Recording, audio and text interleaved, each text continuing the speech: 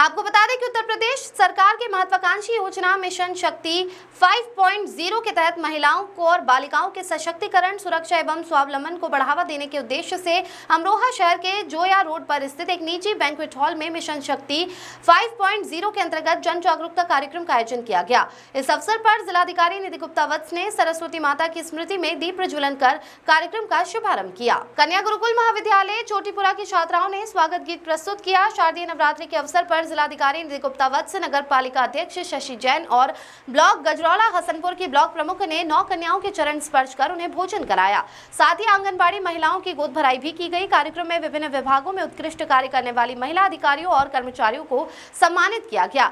इसके साथ ही जिले में मिशन शक्ति 5.0 के अंतर्गत स्कूलों, कॉलेजों तथा ग्रामीण क्षेत्रों के समान कार्यक्रम आयोजित किए जा रहे हैं। यह अभियान न केवल जागरूकता फैला रहा है बल्कि समाज में एक सकारात्मक बदलाव की लहर पैदा कर रहा है। महिलाओं का सशक्तिकरण ही राष्ट्र का सशक्तिकरण है और अमरोहा इस दिशा में कदम बढ़ा रहा है। इस अवसर पर पुलिस अधीक्षक अमित कुमार आनंद, मुख्य विकास अधिकारी अश्विनी कुमार मिश्रा, जिला प्रोबेशन अधिकारी राकेश सिंह, जिला विकास अधिकारी सरिता द्विवेदी, मुख्य पशु चिकित्सा अधिकारी डॉक्टर आभा दत्त, जिला पंचायत राज अधिकारी पारुल सिसोदिया, कन्या गुरुकुल महाविद्यालय की प्राचार्य डॉक्टर सुमेधा सहित अन्य अधिकारी उपस्थित रहे। यह आयोजन महिलाओं के सशक्तिकरण और जागरूकता को बढ़ावा देने के उद्देश्य से किया गया।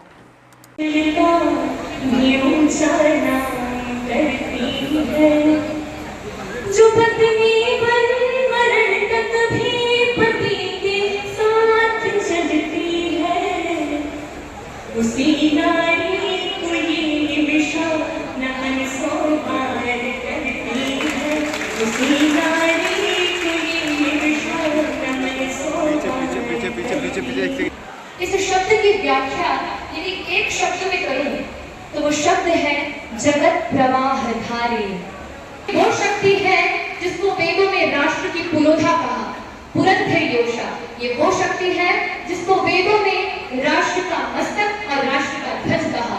अहम केतुर अहम मूर्धा अहम उग्रा विवाचन।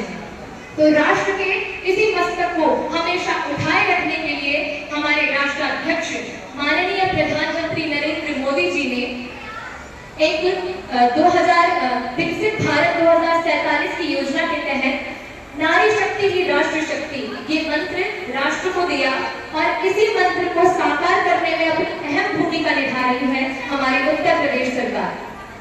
माननीय मुख्यमंत्री योगी आदित्यनाथ जी ने 2017 में जब पहले ही दिन शपथ ली थी तो उस पहले ही दिन महिला सुरक्षा को ध्यान में रखते हुए उन्होंने जीरो टॉलरेंस की नीति अपनाकर ये साबित कर दिया था कि अपराधी चाहे कितना भी बड़ा भी न हो वो बख्शा नहीं जाएगा।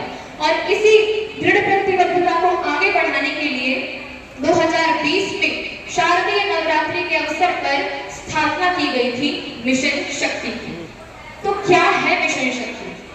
हमने कई बार नारी जागरण पर अनेक सभाओं में, अनेक बैठकों में नारी सशक्तिकरण पर भाषण सुने, बेटी बचाओ बेटी पढ़ाओ पर नारे सुने। तो क्या यही काम कर रही है मिशन शक्ति? नहीं। हर नारी की छोटी से छोटी और बड़ी से बड़ी समस्याओं का समाधान है मिशन शक्ति। सुरक्षा, सम्मान, स्वावलंबन, स्वास्थ्य और सशक्तिकरण, इन पंच शक्तियों का प्रवाह है मिशन शक्ति। नारी शक्ति की राष्ट्र शक्ति, इस मंत्र का आह्वान है मिशन शक्ति। और विकसित भारत को विकसित बनाने के लक्ष्य तक पहुंचाना, इसी का आह्वान है मिशन शक्ति। याद रखिए, women does not need any special right. She only wants the right which every human deserves. महिलाओं को कोई विशेष अधिकार नहीं चाहिए, वो वही अधिकारों की मांग कर रही है जो प्रत्येक मनुष्य को मौलिक रूप में मिला हुआ है। मनुष्य का मौलिक अधिकार है, बिल्कुल प्राथमिक अधिकार है कि उसे सुरक्षा मिलनी चाहिए। एक समय वो था जब प्रत्येक माँ बाप अपनी बेटी को घर से बाहर भेजते हुए 100 बार सोचते थे कि क्या ये बेटी घर लौटकर सुरक्षित वापस आ जाएगी। तो प्रत्येक माँ बाप के मन से उस भय को दूर करने के लिए हमारे मुख्यमंत्री योगी आदित्यनाथ जी द्वारा मिशन शक्ति के तहत एंटी रोमियो स्क्वाड की स्थापना की गई, जो सार्वजनिक स्थलों पर होने वाली छेड़छाड़ और अभद्र व्यवहारों को रोकता है। आज हम देखते हैं कि बहुत सारी महिलाएं जॉब कर रही हैं, तो जॉब करते वक्त यदि वो रात में लेट हो जाती है घर आने में और कोई भी समस्या उत्पन्न होती है तो उसके महिला रात्रि एक्सॉर्ट्स योजना चलाई गई, जिसके तहत रात्रि 10 बजे से लेकर सुबह के 6 बजे तक कभी भी कॉल होने पर यूपी 112 द्वारा उस महिला को एक्सॉर्ट करके सुरक्षित गंतव्य तक पहुंचाया जाता है।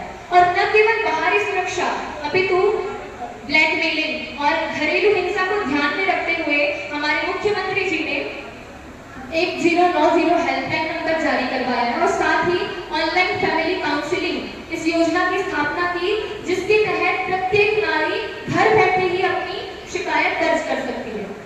जरा सोचिए, आपको पुलिस स्टेशन जाने की भी जरूरत नहीं है, आप ऑनलाइन अपनी शिकायत दर्ज कर सकते हैं। और पिछले 1 वर्ष का यदि मैं आंकड़ा सुनाऊं तो लगभग 10,102 केसेस में से 9,000